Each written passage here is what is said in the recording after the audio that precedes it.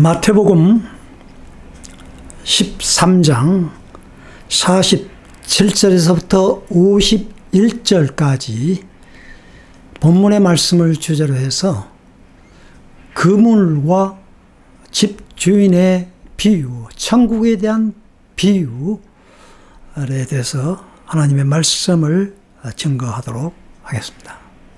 기도하겠습니다. 살아계신 주님, 오늘 거룩하고 복된 성일 주님 앞에 나옵니다. 하나님의 말씀을 들을 때 우리의 심령의 귀와 심령의 눈이 띄어지고 열려질 수 있도록 도우시옵시고, 하나님의 귀한 나라가 이 자리에 우리의 마음 가운데 임하게 도와주옵시고, 하나님의 놀라우신 천국의 비밀을 깨닫는 복된 시간 되게 도와 주옵소서. 살아계신 주 예수 그리스도의 이름으로 간절히 기도 올려옵나이다. 아멘.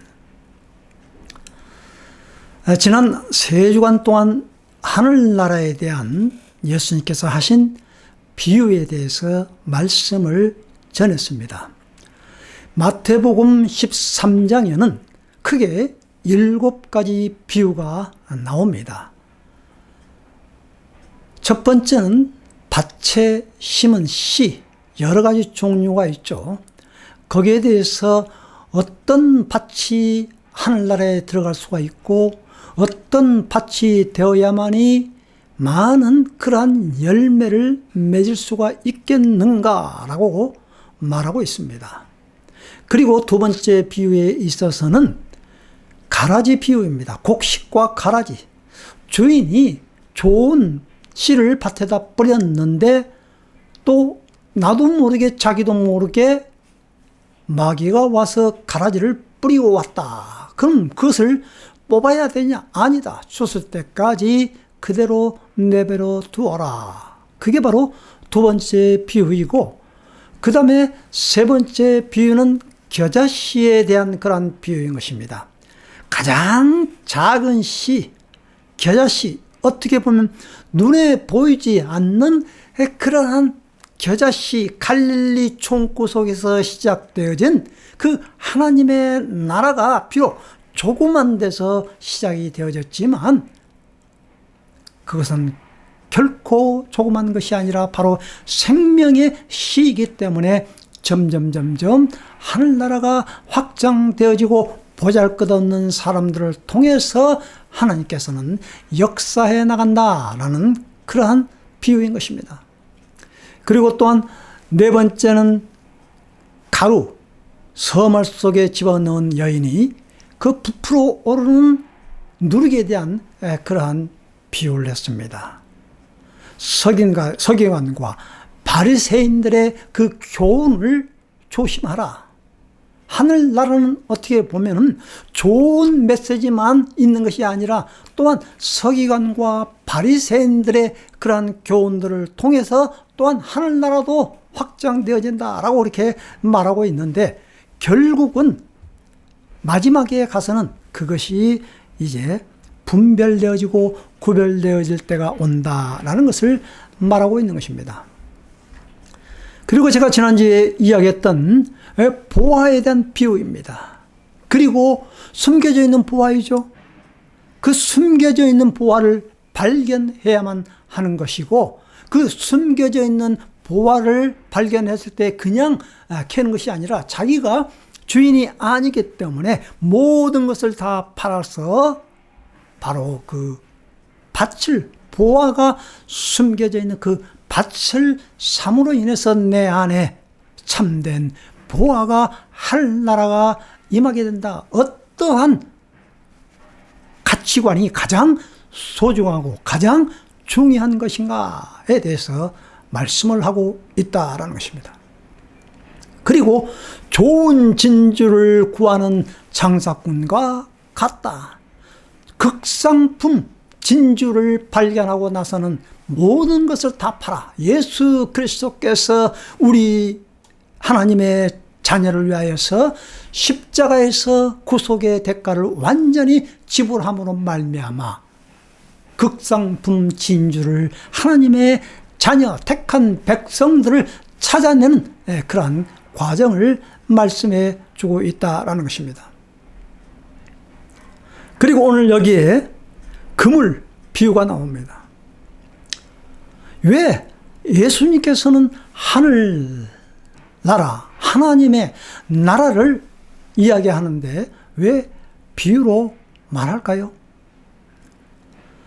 천국에 대한 언어가 있고 이 땅에 대한 언어가 있는데 천국에 대한 언어를 어떻게 표현해야 되느냐라는 것입니다.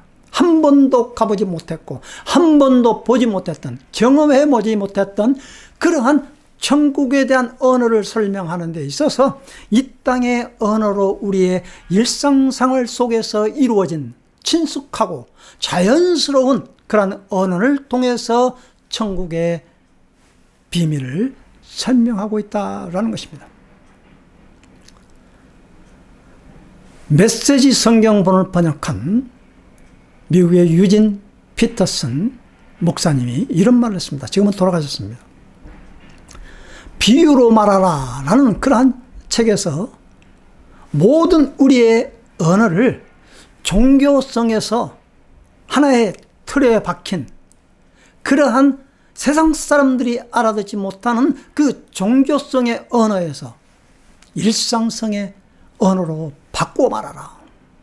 그리고 추상적인 그러한 언어에서 구체성인 언어로 말하라. 그렇게 말하고 있는 것입니다. 하나님의 나라, 우리가 어떻게 보면 추상적으로 우리가 생각해 볼 수가 있는 것입니다. 그래서 예수님께서는 바로 이 구체성으로 우리의 눈으로 볼 수 있는 그러한 언어로 설명하고 있다는 것입니다. 그리고 또한 이런 말을 했죠. 비인격적인 언어에서 인격적인 언어로 말하라. 그렇게 말하고 있는 것입니다. 그래서 이런 비유를 말했죠. 예수님께서 선한 사마리아인의 비유를 들어서 말하고 있는 것입니다. 종교성을 가지고 있는 자기의 의를 드러내려고 하는 그러한 사람에게 예수님께서는 이렇게 말하고 있는 거죠. 그 자기의 의를, 나의 이웃이 누구인가, 모든 사람들이 자기 중심에서 이웃을 바라보고 있는데 예수님께서는 선한 사마리아인의 비유를 통해서 강도 만난 자의 이웃이 누구인가 라고 이렇게 말하고 있는 것입니다. 타인의 관점에서 그것을, 이웃을 바라보고 있는 그런 예수님의 그 비유. 그리고 누가복음 11장에서도 예수님께서는 기도에 대한 그 비유를 아주 구체적으로 말하고 있는 것입니다. 기도가 뭐냐? 주님께서 가르쳐 주신 그런 기도를 이야기하고 나서 한 비유를 들어서 설명을 하고 있는 것이죠. 한 친구가 나옵니다. 그리고 그 불의한 재판관에게 가서 빵을 구합니다. 내가 지금 굶어 죽겠는데 빵 3덩어리를 달라. 그렇게 말하고 있는 것입니다. 친구로 묘사하고 있다는 것입니다.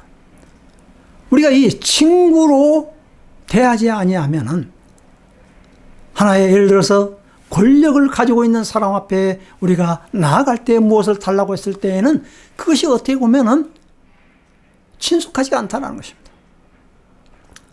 그래서 기도를 할 때 하나님과 흥정하지 말아요. 있는 그대로 우리의 일상에서 필요한 것을 그대로 솔직하게 이야기하라. 빵 3덩어리 필요한 것, 그것을 이야기하라는 것입니다. 그리고 마지막으로 성령을 구하라고 그랬죠. 그것은 바로 하늘나라의 가장 값지고 가장 귀한 값어치 있는 그러한 것을 구하라라고 이렇게 말씀을 하고 있다는 것입니다. 자, 오늘 이 본문 말씀을 토대로 해서 먼저 우리가 깨닫고자 하는 것은 이 그물이 나옵니다. 그물. 또 하늘나라는 바다에 그물을 던져서 온갖 고기를 잡아 올리는 것과 같다. 그물이 나오는데요.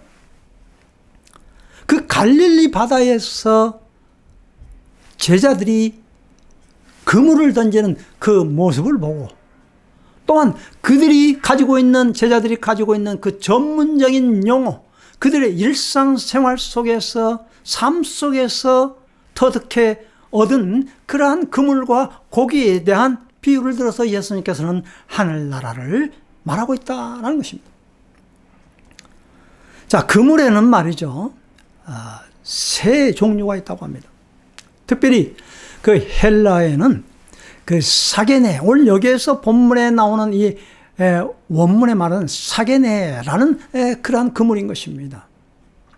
다른 그물은 어떤 그물이 있느냐면은 그 닥티온이라는 그러한 그물이 있고요.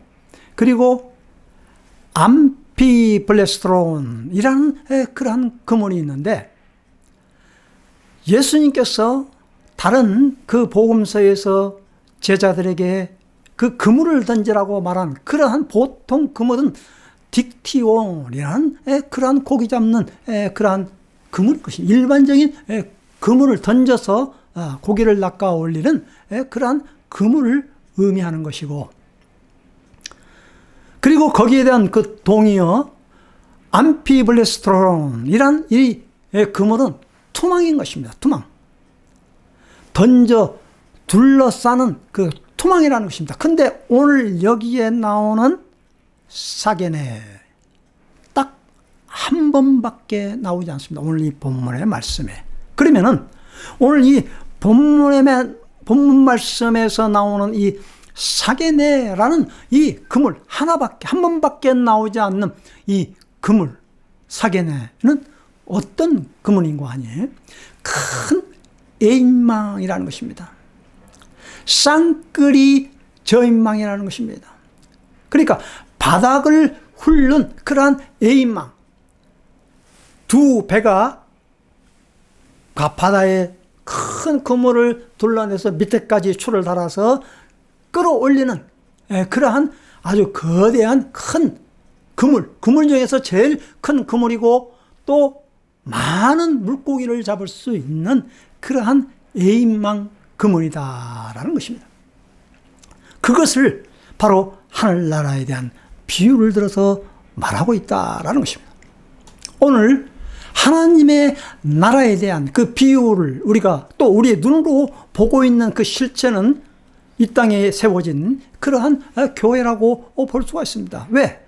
교회에서 하나님의 나라를 선포하고 교회에 들어오는 사람들이 하나님께 예배드리는, 그리고 하나님의 나라를 설명하는 그런 그것이 바로 교회 아니겠습니까?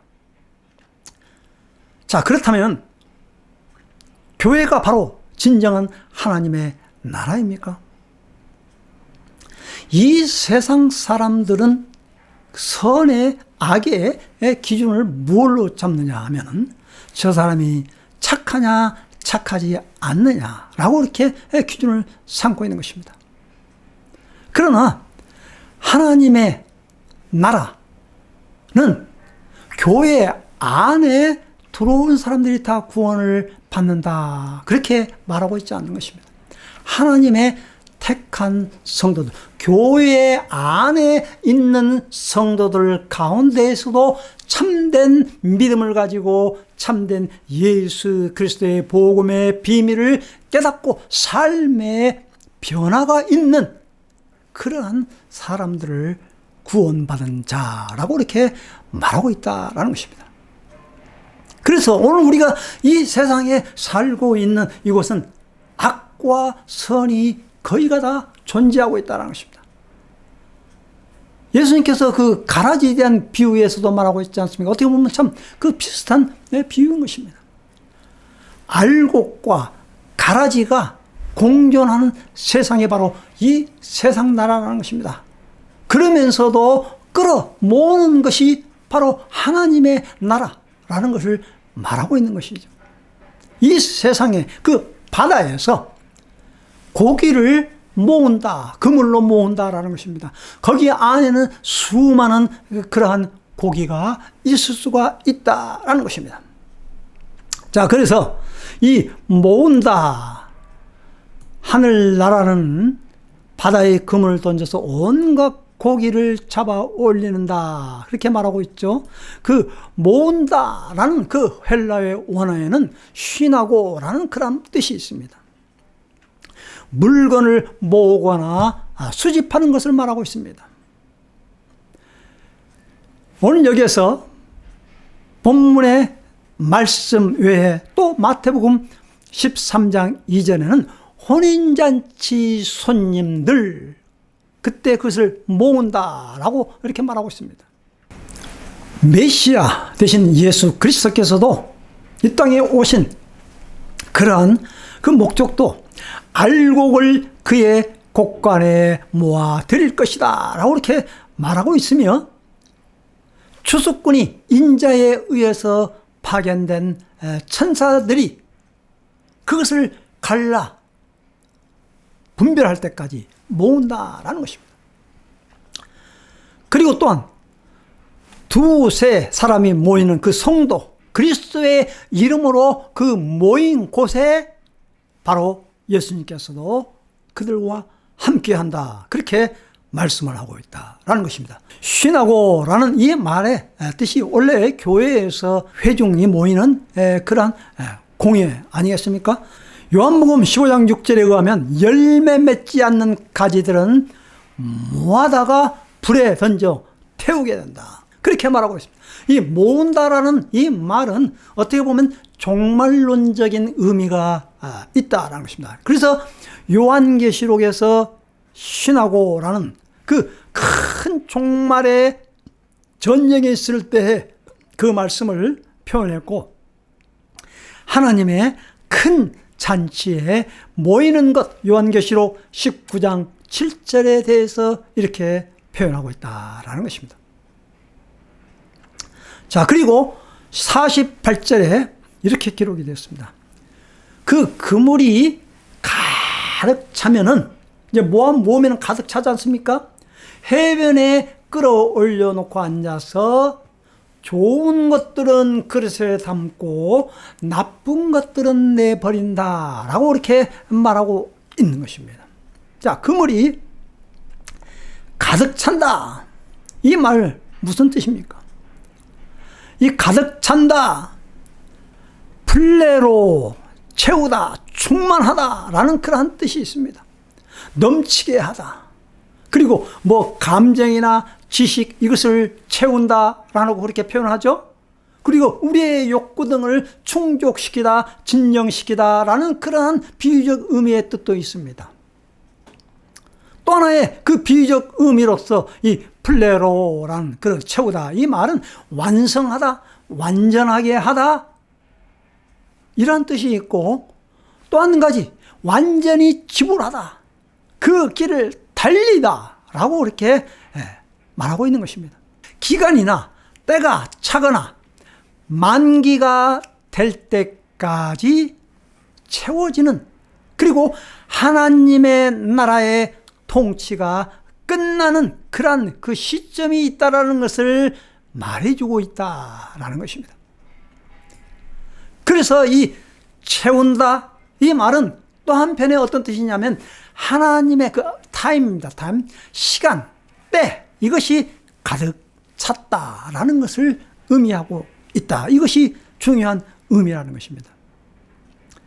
그래서 일반적인 의미에서는 플레로는 때가 찼다는 것, 곧 끝나다, 만기가 되다, 이것을 의미하고 있다라는 것이고요. 자, 그래서 마가복음 1장 15절에 보면 예수님께서 첫 번째 공적 전도를 시작했을 때 이렇게 말하고 있는 거예요. 때가 찼고, 이러한 말씀을 시작해서 하나님께서는 예수님께서 이 땅에 보내셨고, 바로 인류를 구원하기 위한 사역이 시작되었다라는 것을 말하고 있는 것입니다. 그래서 이러한 때가 찼다, 이 말은 곧 하나님에 의해서 정해지고 이스라엘이 기다리던 때가 도래한 것이며, 하나님의 뜻이 성취되어지는 그 시간, 성령의 충만과 그리스도의 충만과 기쁨의 충만이 채워지는 그러한 시간의 의미로 우리는 생각해 볼 수 있다라는 것입니다. 이 세상의 물건은 거의가 다 유통기한이 있습니다. 우리가 먹는 것도 유통기한이 있습니다. 우리가 우유를 먹을 때에도 유통기한이 지났는지 안 지났는지 우리가 그것을 확인합니다. 우리가 상품을 샀을 때에 유통기한이 지났느냐 안 지났느냐 그것을 보고 있는 것이죠. 이 세상 끝날에도 이렇게 할 것이다. 예수님께서 말하고 있는 것이죠. 13장 49절에 세상 끝날에도 이렇게 할 것이다. 천사들이 와서 의인들 사이에서 악한 자들을 가려내서 가려낸다라는 것입니다. 이 얼마나 중요한 내용입니까? 그래서 이 그물 비유에 대해서 우리가 꼭 알아야 될 것은, 중요한 것은 뭐냐? 세상 끝날이 있을 것이며 그리고 가려낸다, 분별한다 라는 것입니다. 헬라어의 원어에는 아포리우신라고 말하고 있습니다. 동사는 아포리조, 동사는 아포리조라고 되어 있는데 그 원래의 뜻은 분리하다, 따로 떼어두다, 그리고 어떻게 보면 임명하다, 그러한 뜻이 있습니다. 그리고 택하다, 결정하다라는 그러한 뜻이 바로 이 아포리조라는 그러한 뜻인 것입니다. 분리, 절단이라는 그런 그 뜻이 함축되어 있고, 경계를 짓는 것, 그리고 구별하는 것, 이것을 말하고 있다라는 것입니다. 동사 아포리조, 이 말은 신약에서 10번 나옵니다. 그런데 항상 구별과 관계되어 있다라는 것입니다. 하나님은 마지막 심판날에 의인과 악의를 구별하신다라는 것입니다.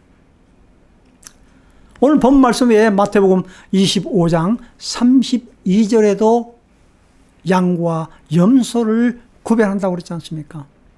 이 아포리조라는 하나님의 부름과 병영되는 섬김을 위한 신적인 분리를 가리키는 용어로서 이 아포리조라는 그러한 말씀을 사용되고 있다라는 것입니다.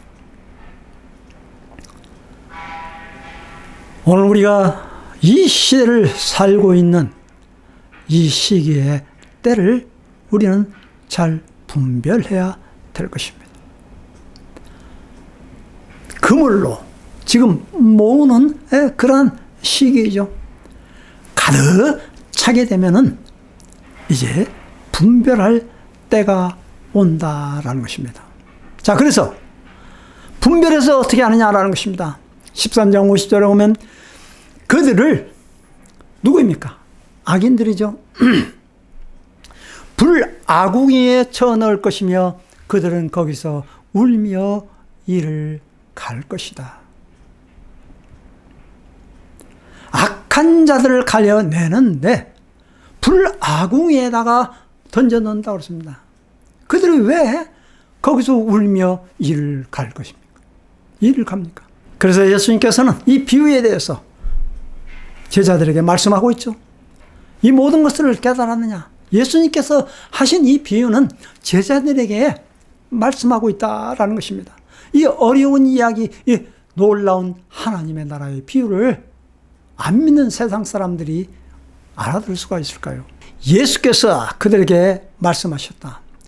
그러므로 하늘나라를 위하여 훈련을 받은 율법학자는, 서기관이라고 다른 개혁성경은 말하고 있죠. 누구나 자기 곳간에서 새 것과 낡은 것을 꺼내는 집주인과 같다. 그렇게 말하고 있습니다.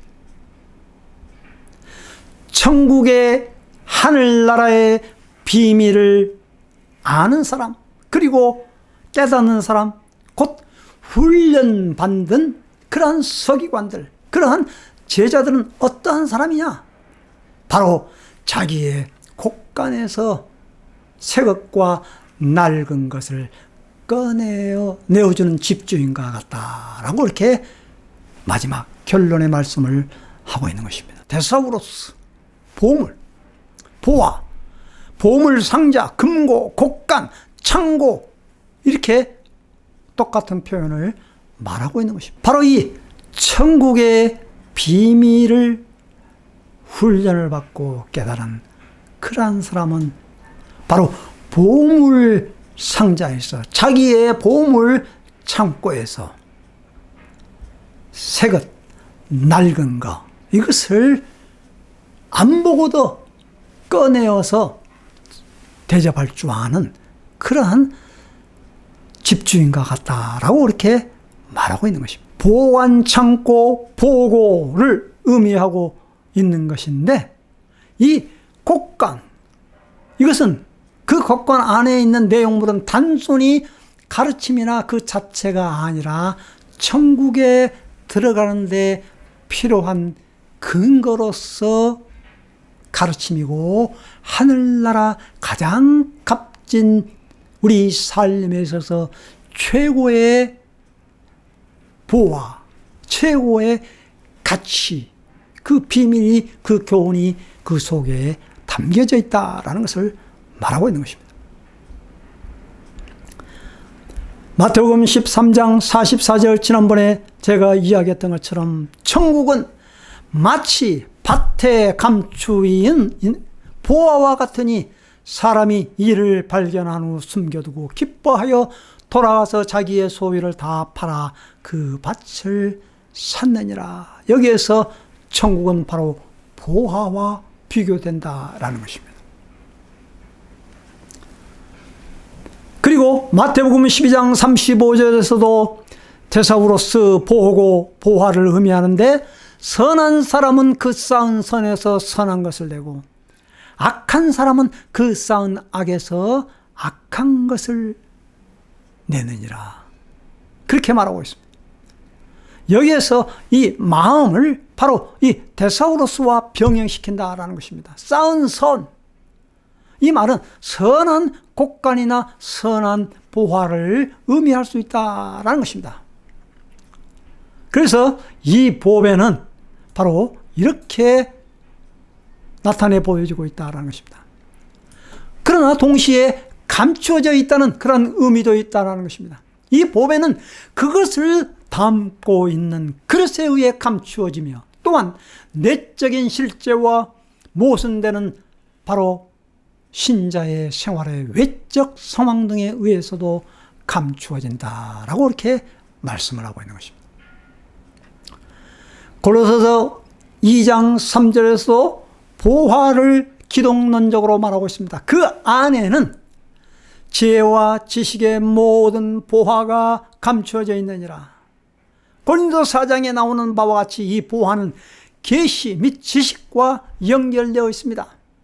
그러나 감추인 것은 세속적인 눈으로는 그렇게 보이지 않을지라도 보이지 않는 하나님의 형상이신 그리스도를 뜻하는 것으로서 그 안에서 만물이 창조되었고, 또한 하나님께서는 모든 충만함으로 그 안에 거하신다 라고 이렇게 말하고 있으며, 더욱이 그리스도께서는 지금 하나님과 함께 계시는데 바로 그 하나님 안에 신자들의 생명이 감추어져 있다라고 이렇게 말씀을 하고 있는 것입니다.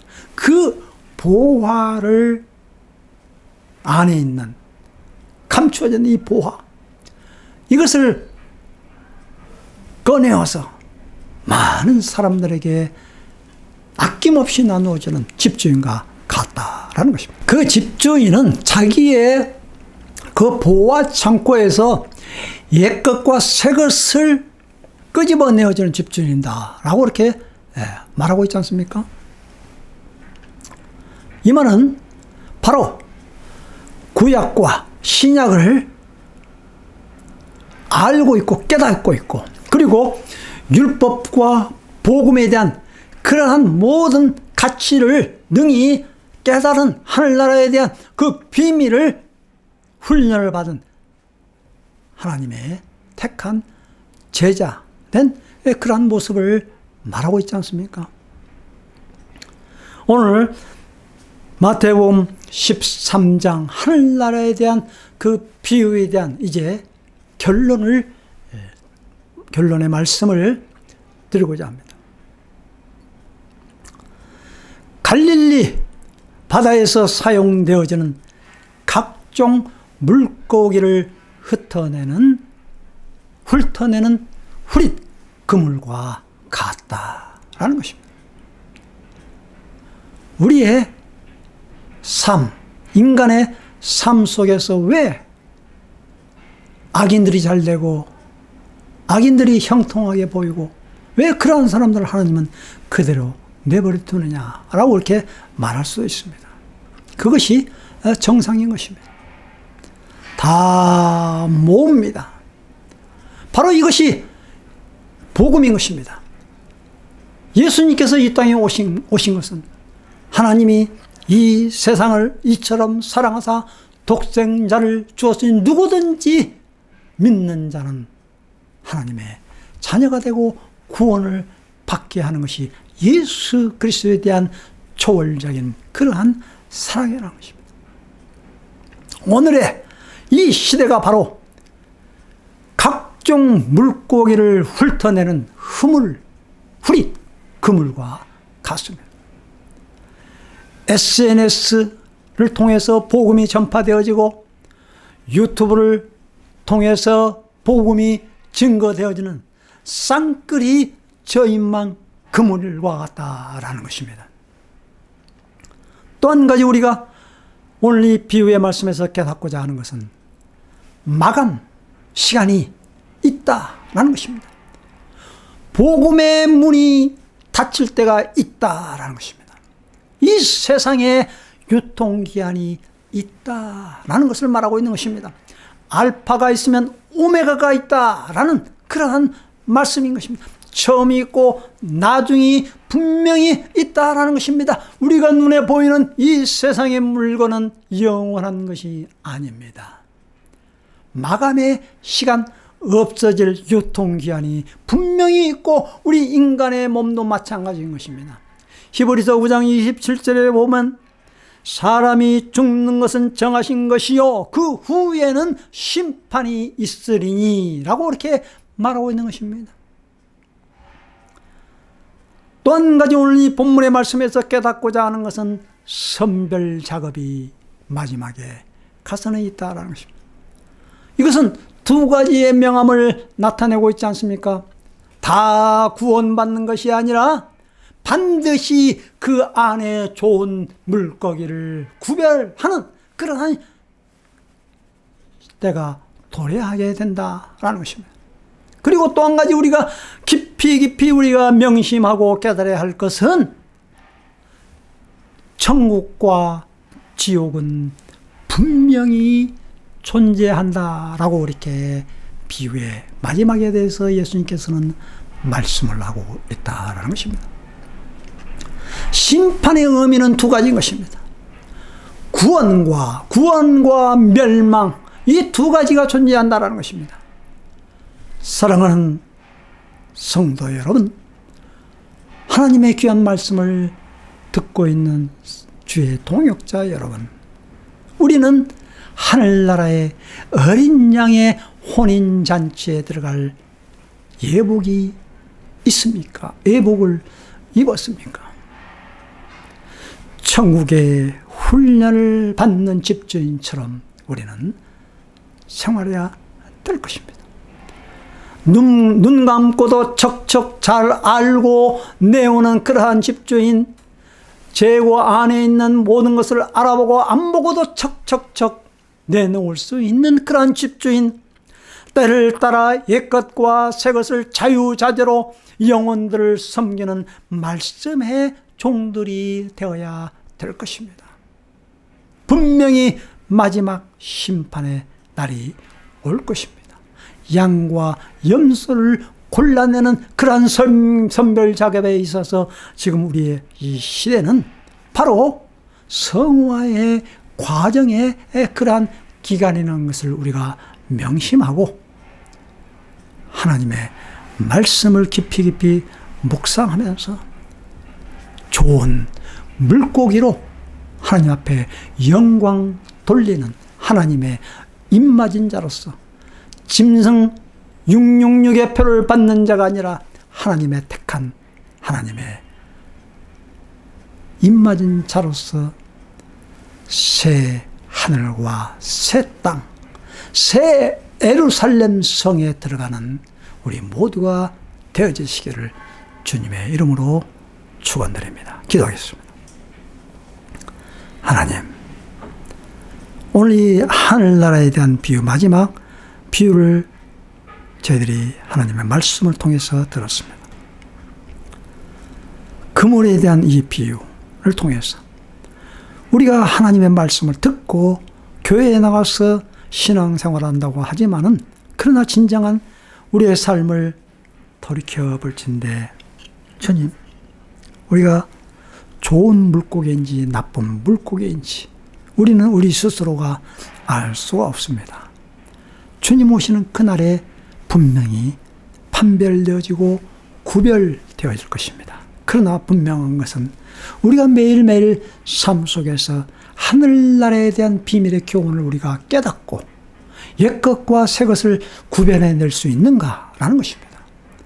하나님, 하나님의 말씀은 영원토록 진리이고 무궁한 것을 저희들이 믿사오니 주여 저희들에게 깨달음과 하늘나라에 대한 영적인 비밀을 알 수 있는 영적인 눈이 열려지게 도와 주시옵시고, 매일매일 삶 속에서 준비하는 삶, 깨어있는 삶, 어린 양의 혼인잔치에 예복을 입은 그러한 택함 받은 자가 되게 하여 주시옵소서. 저희를 구원하시고 살리시고 영원한 하늘나라의 백성으로 삼아 주실 주 예수 그리스도의 이름으로 감사하고 간절히 기도 올렸나이다. 아멘.